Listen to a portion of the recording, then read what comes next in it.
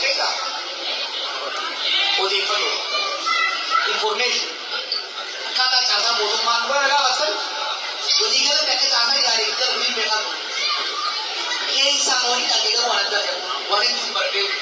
Ashama daawwattoota Oromaan akkam jirtu eebba kitaaba hin gaabbu Faransaayitti geggeeffame irratti har'a Jawaar Mohammad haasaa inni godhee fi akkasumallee gaafiif deebii gaafii hawaasni gaafateef deebii quubsaa inni kenne hanga dhumatti yoo dhaggeeffatan viidiyoo kana keessaa ni argattan jechuudha. Gaafii hawaasni isaa dhiyeesseef hundaayyuu deebii kenneefii jira jechuudha. Deebii akkamii akka kenneef akkasumallee haalli nageenya isaa kan har'a Faransaayitti eebba kitaabatiin wal qabate haala akkamiin akka xumuramellee ibsa gabaabaa viidiyoo kana keessatti kan isiniif kennu daawwattoota kiyya namoonni chaanala keenya faaraa taatan subscribe godhuun miseensa maatii keenya ta'uu hin dagatinaa viidiyoo laayikii godhaa yaada keessan komentii jalatti naaf kaa'uu hin dagatinaa.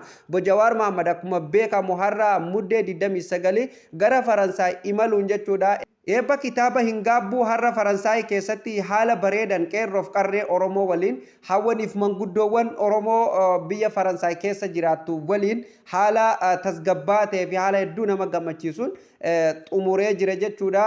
Baga nagaan xumurte jechuu barbaanna daawwattoota kiyya. Kanaafuu viidiyoo isaa isiniif qabadhee dhufeetiin jira. Viidiyoo kan hanga dhumaa dhaggeeffadhaa. Gorsaatu keessa jira. Akkasumallee waa hedduu gaafii ufii keessanii gaafatuuf hawwitan kan hawaasni gaafate kan gaafii keessaniin tokko ta'u kan inni asirratti deebii kenneefitu jira waan ta'eef waa hedduu keessa argattanii hanga dhumatti viidiyoo kan hordofaa. Viidiyoo dhaggeeffannee walitti deebina.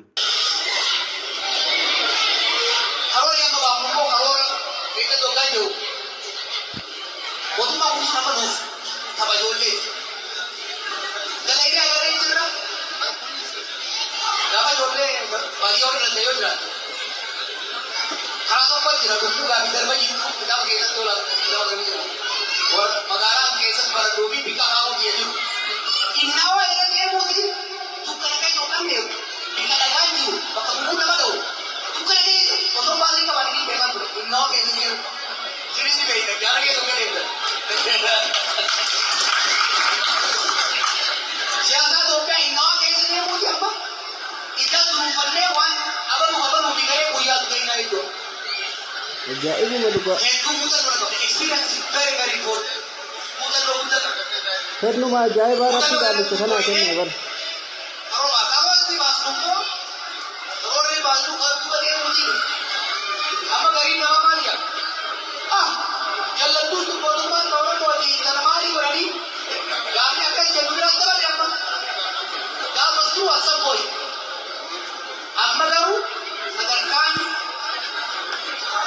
Institutionalization ini mah. Sedangkan mungkin anda macam ini mah. Sedangkan benci ni nama kenya. Bukan. Ambu baru dia ada. Aku mana pada tu kan dia kan dia ni mari ni. Abang kenya bongorna. Kuda tu kita. Resistance politics. Kita governance politics. Siasa. Otumma alaga jiu. Sadarkaa mootummaa uummataaf taatu garuu governance politics seenuu qabu. Hojii nama hojjechaa jiru. Sani irratti foolii mudatu. Waggoota lamaan darbe kan hin dubbatu jenne. Isinitti dubbatu deemalee nuuf deemee. Usuun barbaadee tuloo fayyada. Dhugaadha kallattiin hayyummaadha. Ini nuti malee gaafoo gadi gaafoo. Orang jadi ture, delegasi ture, network jalan ture. Keessattuu hojii gaba dippiloomaasii ture. Maaliif? Warri Jawaar waggaa lama uumaan dalame jettan dhaggeeffadhaa jiru. Namoonni sooshaal miidiyaa kanarra deemtanii obbo Jawaar Mohammad waggaa lama eessa jira, waggaa sadii eessa jira, waan Oromoon keessa jirtu quba hin qabu, callisee amma kitaaba ofii gurguratu kanan akka nama siyaasaa Itoophiyaa kana qabsoo Oromoo ol kaasuu deemutti siyaasaa Itoophiyaatti deebi'ee ammallee laaqaa jira. Namoonni jettan baay'eedha jechuudha. Har'a immoo deebii quubsan akka isiniif deebi'ee abdiin qaba jechuudha. Walgahii yookaan qeerroof qarree Faransaayitti kitaaba isaa hin gaabbu eebbisuuf achitti walgeesse irratti jechuudha. Har'a kana dubbate jechuudha. Namoota gaafii akkasii kaasaa turee fi qeeqa akkasii kaasaa tureef deebii quubsaa isiniif deebise jedhee yaada.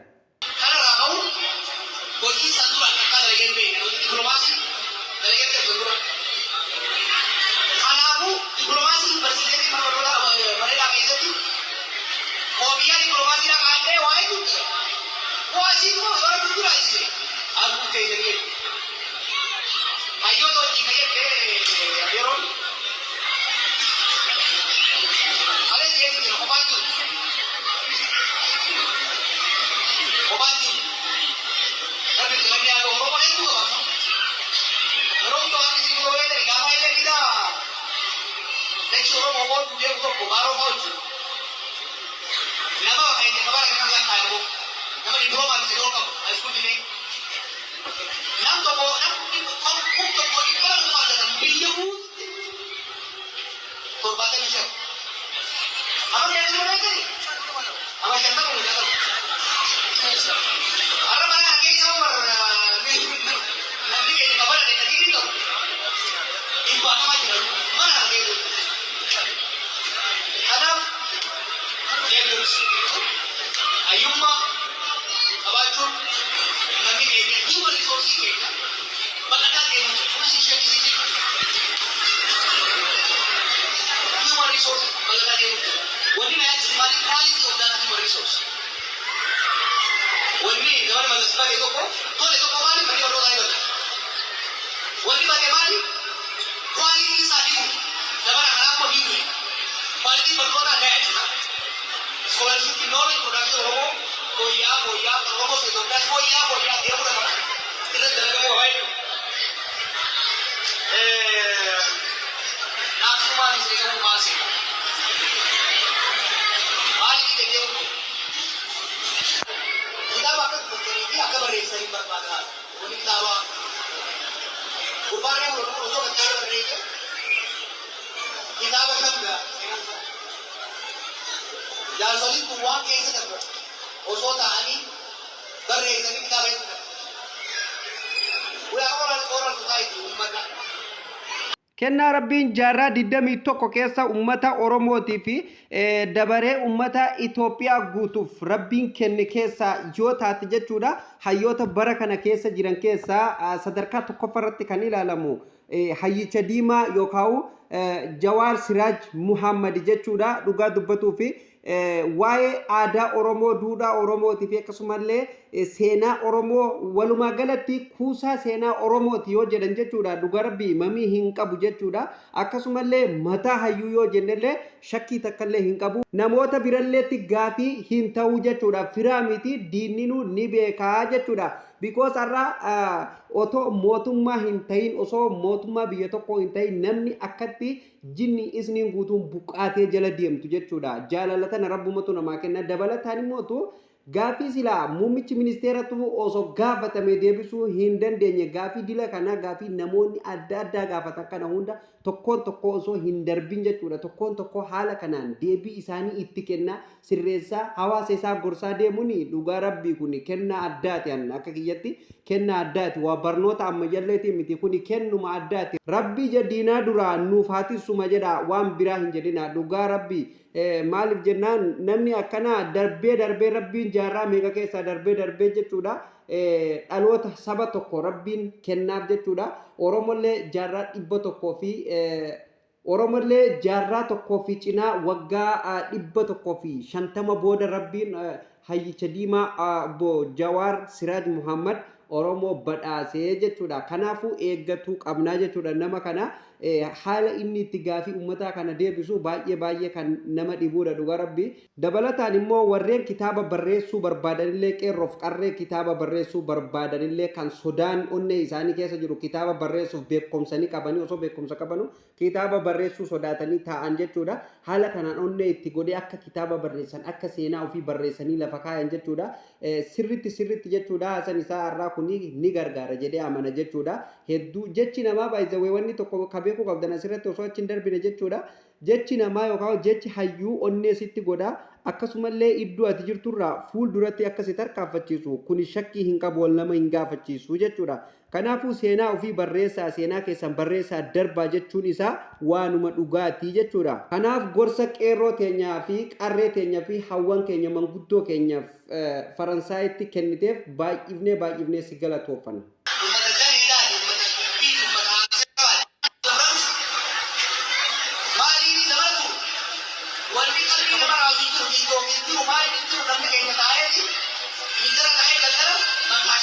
oduu dhageenye. Abbaa biqiltuu irra yeroo mammaaksa deemaa jiru. So Wanni amma obbo Jawaar Mahammad jedhe waanuma dhugaatti hubadhaa duraan abbootiin teenya ibiddaan barnoota ofii qayyabataa ibidda bira taa'aa turte jechuudha. Amma akkuma beekamu kun wanni hundinuu toltee barnoota onlaayinaan argatuu dandeessa. Ifaan jira wanni hundi jira intarneetni jira intarneetan teessee mana teessee baratuu dandeessa. Halkan qayyabatuuf ifaatu jira wanni hundinuu jira baadiyyallee yoo ifaan hin galin baadiyyallee soolaaratu jira jechuudha. Amma yoo abbummaan ofitti dadhabate bada jechuudha. Wanni hundinuu sima bira jirti jechuudha. Barnoonni amma asirratti barnoonni laafaadhaa baratuuf carraa bal'aatu jira. Waa qayyabatulleef haala salphaan akka qayyabatuu dandeessaniif seenaa adda addaallee akka barreessuu dandeessaniif akkuma kaleessaa fi har'allee viidiyoo darbee irratti isiniif gadhiisee ture haalli nageenya isaa daawwattoota kiyyaa baay'ee jechuudha. Haala eegumsa gaarii ta'ee fi akkasumallee haala nageenya gaarii ta'een jechuudha xumuramee jira. Qeerroon Faransaay baay'ee galatoomaa isiniin jenna. Achumaan mootummaan Faransaay illeen haa galatoomu. Xiinxalli keenya gara goolabamuutti deemaa jira. Oduulee waqtaawaa haala yeroo irratti waan Oromoof Oromiyaa irratti ta'u guyyaa guyyaan argatu filannoon keessan chaanaala Oromaan haa ta'u. Namoonni haaraa taatan sabiskiraayib godhuun miseensa maatii keenyaa ta'uu hin dagatina. Akkasumallee viidiyoo laayikii godhuu hin dagatina. Akkasumallee yaada keessan gaafii ta'e sanduuqa komentii jalatti nuuf barreessa. Sagantaan keenya guyyaa har'aa asumarratti goolabama. Sagantaa itti aanuun hamma walitti deebinutti nagaa ta'a.